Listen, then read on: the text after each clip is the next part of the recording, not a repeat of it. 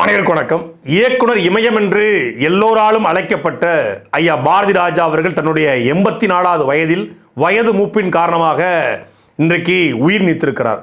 ஒட்டுமொத்தமான திரை உலகையும் தமிழ் மக்களையும் சோகத்தில் ஆழ்த்தியிருக்கிறது அவருடைய மரணம். 50 ஆண்டு காலம் அவருடைய திரைப்பயணம் கிட்டத்தட்ட ஆயிரக்கணக்கான தொழில்நுட்ப கலைஞர்களை, இயக்குனர்களை, அதே போல நடிகைகளை அறிமுகம் செய்து இன்னைக்கு தமிழ் சினிமாவில் தனக்கென்ற ஒரு பெரிய வழித்தடத்தை போட்டவர் ஐயா பாரதி ராஜா.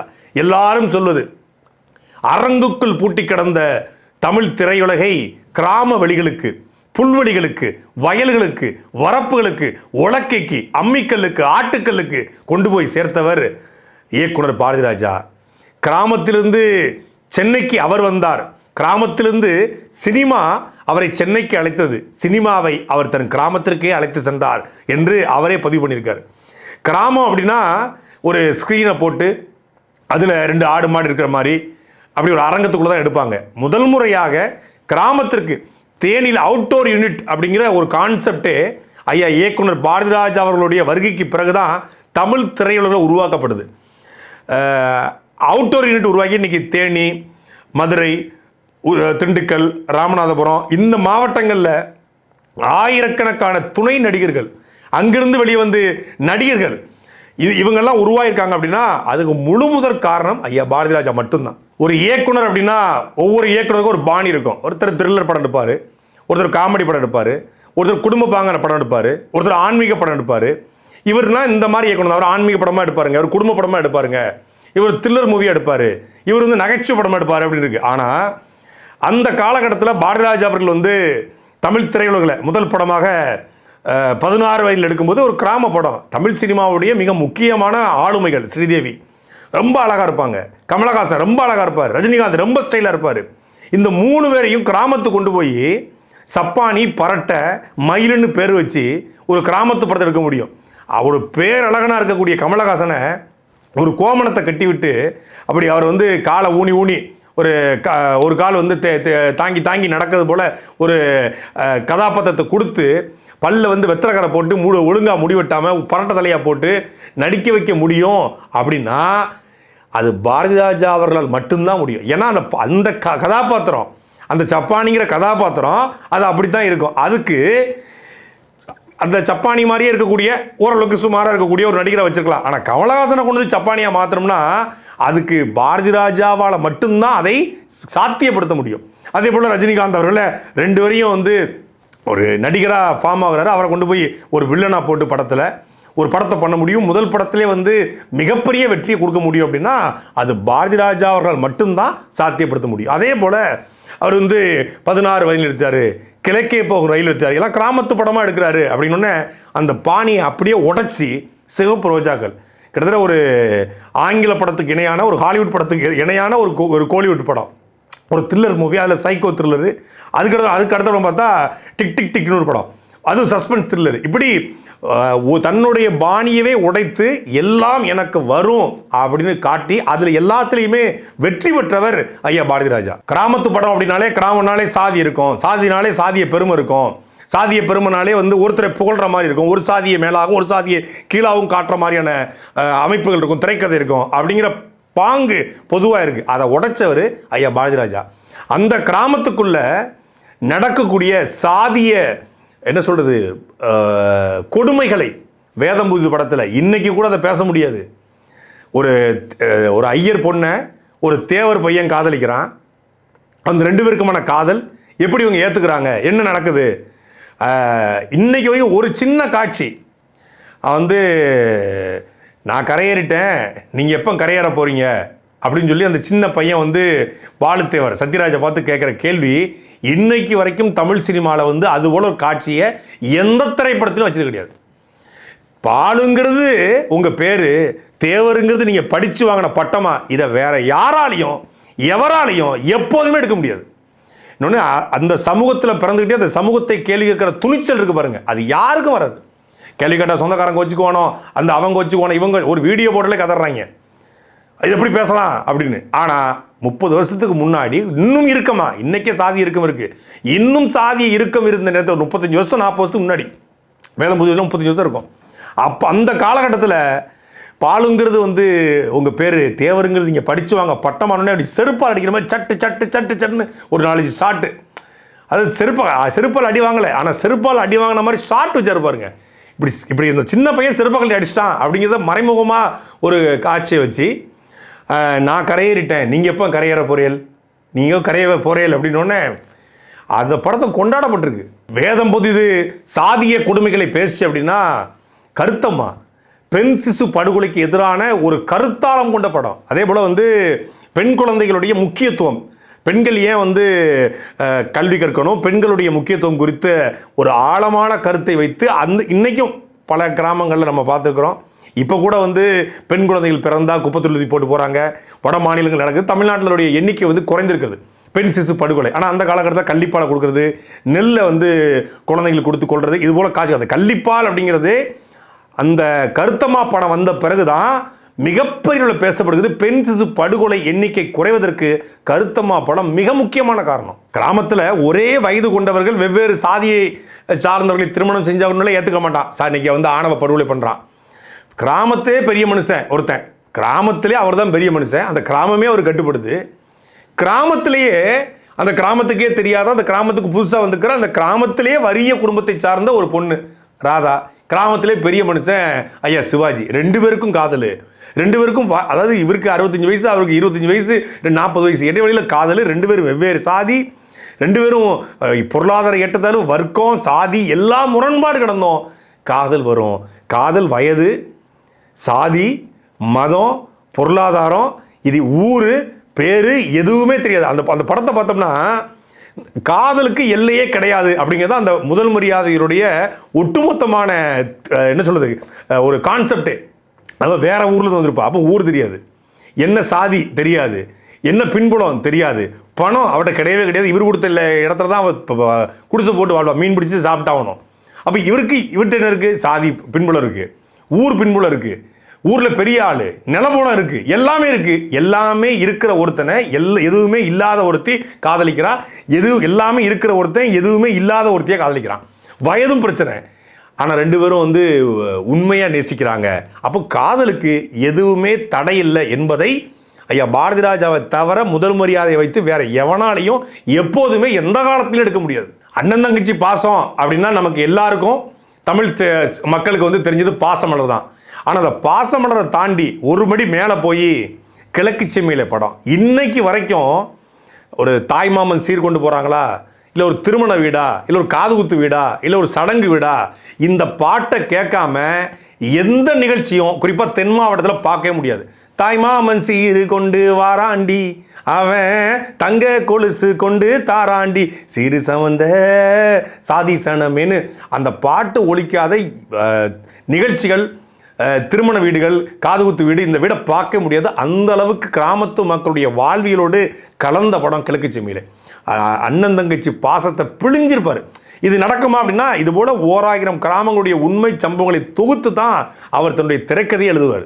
பாரதி ராஜா என்றால் அழகேல் ஓய்வுதில்லை படத்தில் 2 மதங்களை சார்ந்தவர்கள், வெவ்வேறு மதங்களை சார்ந்தவர்கள் காதலித்தால் இந்த மதவாதிகள் என்ன செய்வார்கள் என்பதை திரைப்படத்தில் காட்சிப்படுத்தினவர், அதை வெட்ட வலிமா போட்டு உடைச்சவர், அதனால் அவர் கொண்டாடப்பட்டார் என்றால் அது மட்டும் இல்லை. 2 சாதியை சார்ந்தவர்கள் காதலித்தால் சாதியவாதிகள் என்ன பண்ணுவாங்க என்பதை வேதமுதித்து படத்தில் காட்சிப்படுத்தினார். சாதியவாதிகளுடைய முகத்திரை கிழிச்சாரு, அதனால் அவர் கொண்டாடப்பட்டார் என்றால் அது மட்டும் கிடையாது. பெண் சிசு கொலை குறித்து கருத்தமால காட்சிப்படுத்தினார், அதுக்கப்புறம் பெண் சிசு கொலையே குறைந்தது என்பதனால் பாரதிய ஜனதா கொண்டாடப்பட்டாரா என்றால் அது மட்டும் கிடையாது. தமிழ் சினிமாவில் மறுமணம் குறித்து அதுக்கு பின்னாடி இருக்கக்கூடிய உணர்வுகளை குறித்து பசுமன் படத்தில் காட்சிப்படுத்தினார், அதனால் பாரதி ராஜா கொண்டாடப்பட்டார் என்றால் அது மட்டும் கிடையாது. பாரதி ராஜா என்றால் உணர்வுகள், பாரதி ராஜா என்றால் முற்போக்கு, பாரதி ராஜா என்றால் சாதிய இந்த மதத்துக்கு எதிரானவர் என்பது மட்டும் கிடையாது. பாரதி ராஜா என்றால் தமிழன். பாரதி ராஜா அப்படின்னா தமிழன். தமிழ் சினிமாவில் எத்தனையோ இயக்குனர் இருக்காங்க, ஆனால் தமிழை முன்னிறுத்தி தமிழனை முன்னிறுத்தி ஒரு இயக்குனர் இருந்தார் என்றால் அது உண்மையிலே முதல்ல பாரதி ராஜா அவர்கள் தான். ஈழ போராட்டம் உச்சத்தில் இருக்கு. அவருக்கு அதுக்கப்புறம் எவ்வளோ பெரிய சிக்கல்கள் வரும்னு தெரியும். தன்னுடைய திரை வாழ்க்கை பாதிக்கப்படலாம், தன் குடும்பத்தின் திரை வாழ்க்கை பாதிக்கப்படலாம், அரசாங்கத்துடைய அடக்குமுறைகள் இருக்கும், ஒடுக்குமுறைகள் இருக்கும், அதை பற்றிலாம் கவலையே படாமல் பத்மஸ்ரீ என்ற பட்டம் அவருக்கு வழங்கப்படுது. நீண்ட காலமாக திரைத்துறையில் அவர் வந்து பல சாதனைகளை பண்ணியிருக்காங்க. 6 முறை தேசிய விருது, 6 முறை ஃபிலிம்பர் விருது, 5 முறை தமிழ்நாடு அரசின் விருது, பல்வேறு விருதுகள், முனைவர் டாக்டர் பட்டம்லாம் கொடுத்துருக்காங்க. இதுக்காக பாராட்டி பத்மஸ்ரீ, இந்தியாவினுடைய உயர்ந்த விருதாக இருக்கக்கூடிய பத்மஸ்ரீ விருது மத்திய அரசாங்கம் பாரதி ராஜா அவர்களுக்கு அறிவிக்குது. யாருமே செய்ய துணியாத செஞ்சார். ஈழப் போராட்டத்தில் ஈழத்தில் கொத்து கொத்தாக எங்கள் அக்கா தங்கச்சிகள் செத்து கொண்டிருக்காங்க, என் உறவுகள் செத்து கொண்டிருக்காங்க. நீ அந்த போரை தடுத்து நிறுத்தவில்லை என்றால் நீங்கள் கொடுத்த பத்மஸ்ரீ பட்டத்தை நான் திருப்பி அனுப்புவேன். அந்த பத்மஸ்ரீ பட்டத்துக்கு ஒரு பட்டம் கொடுத்துருக்காங்க, அதை ஃப்ரேம் பண்ணி வச்சிருந்தாரு. அதை மேடையில் கொண்டு வந்து இதை நான் உடைக்கவா தூக்கி போட்டு எரியவான்னு கேட்ட தமிழன் ஐயா பாரதி ராஜா. மத்திய அரசு என்னை பத்மஸ்ரீ என்ற விருது கொடுத்து கௌரவித்ததாக சொன்னது. என் பிள்ளைகள், என் சகோதரிகள் ரத்த கரையிலே எங்கள் வாடு செத்துக் கொண்டிருக்கிறதை பார்க்கும் பொழுது எனக்கு இந்த மரியாதை என்பது என் வீட்டிலே ஒரு புண்ணாக காயமாக தெரிகிறது. ஆகையால் அந்த பத்மஸ்ரீ என்ற பட்டத்தை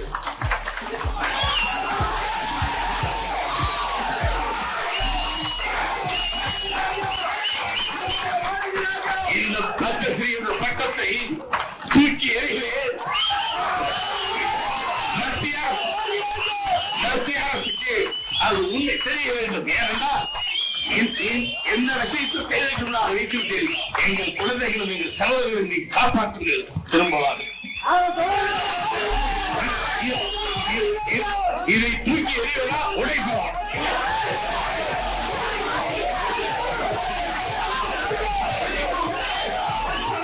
2008 ராமேஸ்வரத்தில் இயக்குநர்கள் தமிழ் திரையுலகெல்லாம் சேர்ந்து ஒரு பெரிய ஆர்ப்பாட்டம், ஈழத்தில் நடந்த போருக்கு எதிராக. அந்த ஆர்ப்பாட்டத்தில் தான் முதல் முறையாக அண்ணன் சீமான் அவர்கள் ஈழம் குறித்து இப்படி பேசுவாரா, இயக்குனர் சீமான் ஒரு போராளி சீமானாக, தலைவர் சீமானாக மாறிய தருணம் அந்த மேடை தான். அந்த மேடையை போட்டு கொடுத்து அண்ணன் சீமான் அவர்களை உலகத் தமிழர்களுக்கும் ஈழத்தமிழர்களுக்கும் ஈழப்பற்றாளருக்கும் தமிழ் பற்றாளருக்கும் தமிழ் தேசிய பற்றாளருக்கும் அறிமுகம் செய்து வைத்தவர் இயக்குனர் ஐயா பாரதி ராஜா. அதற்காக ஒட்டுமொத்தமான தமிழ் தேசியவாதிகளும் உலகத் தமிழர்களும் என்றென்றைக்கும் பாரதி ராஜா அவர்களுக்கு நன்றி கண் பட்டிருக்கிறது. அதில் அவர் பேசிய பேச்சு இருக்கு. எப்போதுமே எவ்வளோ பெரிய தலைவராக இருக்கட்டும், நம்ம எவ்வளவோ தமிழ்நாட்டு தலைவர் இருக்காங்க, எவ்வளவோ அறிஞர்கள் இருக்காங்க, எவ்வளவோ பெரிய மனிதர்கள் இருக்காங்க, தாம் பேச்ச கேளுங்கன்னு தான் சொல்லுவான். உலகத்தில் ஐயா பாரதி ராஜா மட்டும்தான் அந்த ராமேஸ்வரம் மேடையில் பேசி முடிச்சுட்டு அந்த கூட்டத்தில் இருந்த மக்களும் சொல்லி சன் நியூஸ் வந்து லைவில் போயிட்டுருக்கு. சன் நியூஸ் பண்ண உருப்படியான காரியம் அது ஒன்று தான். அதில் சொல்கிறாரு, என் பேச்சை எடுத்துக்கொள்ளாதீர்கள், என் மகன் சீமான் பேச்சை அப்படியே எடுத்துக்கொண்டு செல்கின்றார். யார் சொல்லுவா? ஒரு கூட்டத்தில் இப்போ நாம் பேசுகிறோன்னா என் பேச்சை கேட்காத, எனக்கு முன்னாடி பேசுகிற பேச்சை மட்டும் நீ கேளுன்னு யாரும் சொல்லக்கூடிய மனம் வராது. ஆனால் பாரதி ராஜா அவர்களுக்கு தன்னுடைய சிஷ்யன், தன்னுடைய அசிஸ்டன்ட் டைரக்டர், தன்னுடைய இணை இயக்குனர், தனக்கு பின்னாடி தன் படத்தில் வந்து இணைஞ்ச ஒருத்தன், அவர் வந்து பேசுகிற பேச்சை அன்னைக்கு அண்ணன் சீமான் அவர்கள் வந்து தலைவரும் கிடையாது, இயக்கமும் கிடையாது, கட்சியும் கிடையாது, அவர் ஒரு இயக்குனர், அவ்வளோதான். அவருடைய பேச்சை எடுத்து செல்லுங்கள், என் பேச்சை கூட விட்டுவிடுங்கள் என்று சொல்ல பெருந்தகையாளர் ஐயா பாரதி ராஜா. மிகப்பெரிய தமிழ் பற்றாளராக, ஒரு தமிழராக, மொழிப்பற்றாளராக இருக்க போய் தான் தமிழ்நாட்டில் எத்தனையோ இயக்குனர் இருக்காங்க, மிகச்சிறந்த இயக்குனர் இருக்காங்க. அவர்களெல்லாம் தலைவர் வந்து ஈழத்துக்கு அழைக்கலை. ஆனால் பாரதி ராஜா அவர்களை அழைத்து நீண்ட உரையாடலை நடத்திருக்காரு. அதை பாரதி ராஜா அவர்களே ஒரு காணொலியில் சொல்கிறாங்க, நேர்காணலில். எப்போவுமே ஒரு தலைவரை வந்து ஒரு 18 அடி தூரத்துக்கு முன்னாடி நிப்பாட்டிடுவாங்க. யாராக இருந்தாலும் அது 18 அடி தூரத்துக்கு முன்னாடி தான் பேச முடியும், ஏன்னா பெரிய பாதுகாப்பு இருக்கும். யாரை ஒரு பக்கத்தில் 1 to 1 உட்காந்துலாம் பேச முடியாது. ஆனால் என்னை அவர் அருகாமையில் உட்கார வைத்து அவருக்கு வந்து சால்வை போட்டு மரியாதை செலுத்தி வைத்து என் பக்கத்தில் உட்காந்து பேசிட்டு இருந்தார். நான் போகும்போது அப்படி தடுக்க பார்த்தாங்க, உடனே அவர் விடுங்கன்னு சொல்லிட்டாரு. அந்த அளவுக்கு என் மீது மிகப்பெரிய மதிப்பும் மரியாதையும் வைத்திருந்தார். என்னுடைய ரசிகராக இவர் இருந்தார் அப்படின்னு சொல்லிட்டு, நான் வந்து மதுரையில் நாங்கள் இருக்கும்போது உங்கள் படத்தை நாங்கள் தேட்டரில் பார்த்துருக்கோம், திரையரங்கில் பார்த்துருக்கோம்னு சொல்லி தலைவர் வந்து ஐயா பாரதி ராஜா சொன்ன அந்த நினைவுகளை பகிர்ந்து கொண்டார். அதே போல் அப்போ தான் கேட்டார், சீமான்னு ஒருத்தர் இருக்கார், அவர் யார் அப்படின்னு கேட்கும்போது அது மாதிரி பொட்டமான் வந்து தகவல்லாம் எடுத்திருக்காரு, அது மாதிரி நிறைய ஈழம் குறித்தெல்லாம் பேசியிருக்காரு, அவருடைய கிளிப்பிங்லாம் எடுத்து வச்சுருந்தாங்க. அப்போ தான் சொன்னேன், நம்ம பையன் தான், நம்ம சிஷ்யன் தான் அப்படின்னு சொன்னேன். அதுக்கு பிறகு தான் அவரை ஈழத்துக்கு அழைச்சாங்க அப்படின்னு சொல்லி அவர் தன்னுடைய நினைவுகளை வந்து ஒரு இதில் பகிர்ந்து கொண்டார். அப்போ எந்த அளவுக்கு ஒரு தமிழ் பற்றாளராக தமிழ் தேசியத்தின் மீதும் ஈழத்தின் மீதும் இவருக்கு ஒரு காதல் இருந்திருந்தால் உண்மையாக இல்லாதவங்களை ஈழத்துக்கு தலைவர் அழைச்சிருக்க வாய்ப்பே கிடையாது. அவ்வளவு பெரிய ஒரு உண்மையான மனிதனாக, ஒரு தமிழனாக ஐயா பாரதி ராஜா இருந்தார் என்பதுதான் உண்மை. பொதுவாக ஒவ்வொரு நடிகர்களுக்கும் இயக்குநர்களுக்கும் இல்லை வந்து திரைத்துறை சார்ந்தவர்களுக்கும் ஒரு அரசியல் கோட்பாடு இருக்கும், ஒரு கொள்கை இருக்கும். ஆளுங்கட்சி எந்த கட்சியாக இருக்கிறதோ அந்த கட்சிக்கு தான் பெரும்பாலும் கலையுலகை சார்ந்தவர் வந்து ஆதரவாக இருப்பாங்க. ஏன்னா யதார்த்தம் இது. நான் அவங்களுடைய திரைப்படங்கள் வெளியே வரணும், இல்லை அவங்க சார்ந்த படங்கள் வரணும், இல்லை ஏதோ ஒரு சலுகைகளை பெற்றுக்கொள்ளணும் அப்படின்னு சொல்லி அவங்களுக்கு பிடிக்குதோ பிடிக்கலையோ ஆளுங்கட்சிக்கு ஆதரவாக இருப்பாங்க. ஆனால் 2009க்கு பிறகு, 2009க்கு முன்னாடி அவருக்கு ஒரு நிலைப்பாடு இருந்திருக்கலாம். அவர் ஏதோ ஒரு இயக்கத்தையோ ஒரு கொள்கையோ சார்ந்திருக்கலாம். 2009 ஈழ போராட்டத்துக்கு பிறகு தன்னுடைய ஒட்டுமொத்தமான நிலைப்பாட்டை மாற்றிக்கொண்டு தமிழ் தேசிய கோட்பாட்டை மட்டும் தாங்கி நின்றார். நாம் தமிழர் கட்சி வெல்லுமா தோற்குமான்னு தெரியாது, நாம் தமிழர் கட்சி எவ்வளோ பெரிய வாக்களை வாங்கணும்னு தெரியாது. ஆனாலும் முக்கியமான நாம் தமிழுடைய எல்லா நிகழ்வுகளையும் ஐயா பாரதி ராஜாவை பார்க்க முடியும். அதே போல் நாம் தமிழர் கட்சியினுடைய தலைவர் சீமான் அவருடைய 2021 திருவொற்றியூர் தேர்தல் பரப்புரையில் கலந்து கொண்டு தன்னுடைய ஆதரவை தெரிவித்தார். 2026 தேர்தல் காலத்தில் அவரால் உடல்நலக் குறைவு காரணமாக வர முடியல. ஆனால் கடைசி வரைக்கும் அவர் அண்ணன் சீமானுடைய நாம் தமிழர் கட்சியினுடைய தமிழ் தேசியத்தினுடைய ஆதரவாளராகவே இருந்தார் என்பதுதான் உண்மை. அவர் நினைச்சிருந்தா ஆளுங்கட்சிகளுக்கோ இல்லை வேற யாருக்கோ அவருடைய புகழை கொண்டு போய் கொடுத்தா தாராளமாக சிகப்பு கம்பளம் போட்டு வரவேற்க தயாராக இருந்தாங்க. ஆண்ட கட்சிகள் இல்லை இப்போ ஆளுங்கட்சி யாராக இருந்தாலும் சரி, ஒரு சின்ன வார்த்தை சொல்லியிருந்தால் போதும். விஜய் அவர்கள் வந்து கட்சி ஆரம்பிச்ச பிறகு கூட ஒரு ஆக்டிவாக தான் இருந்தார், அவர் ஆதரவு தெரிவிக்க முடியும். ஆனால் யாருக்கும் தெரிவிக்கலை. கடைசி வரைக்கும் தன் மகன், தன் சிஷியன், அவன் போட்ட வழிதான் சரியான பாதை, அந்த தமிழ் தேசிய பாதை தான் இங்கே தேவையான பாதைன்னு சொல்லி உறுதியாக நின்றார். தமிழன் உணர்ச்சி வசப்பட்டவன் என்பதற்கு சாலச்சிறந்த எடுத்துக்காட்டு ஐயா பாரதி ராஜா. அவர் வந்து அவருடைய படங்கள் ஏன் உணர்ச்சி வசப்பட்டதமாக இருக்குன்னா, அவர் வந்து ரொம்ப உணர்ச்சி வசப்பட்டவர். உணர்ச்சின்னா இந்த காதல் உணர்ச்சி, அண்ணன் தம்பி உணர்ச்சி, அக்கா தங்கச்சி உணர்ச்சி, இந்த உணர்ச்சியில் இருக்கலாம். அதெல்லாம் தாண்டி ஒரு உணர்ச்சி இருக்குது, தமிழ் உணர்ச்சி. கவிப்பேரசு ஐயா வைரமுத்து அவர்கள் வந்து ஒரு பாடல் குறித்து சர்ச்சையாயிருது. அப்போ தமிழ்நாட்டில் ஒரு அரசியல்வாதி ஒருத்தர், ஒரு வலதுசாரி சித்தாந்தியுடைய அரசியல்வாதி, அவர் வந்து வைரமுத்தவருடைய தாயார் குறித்து கடுமையாக பேசுகிறாரு.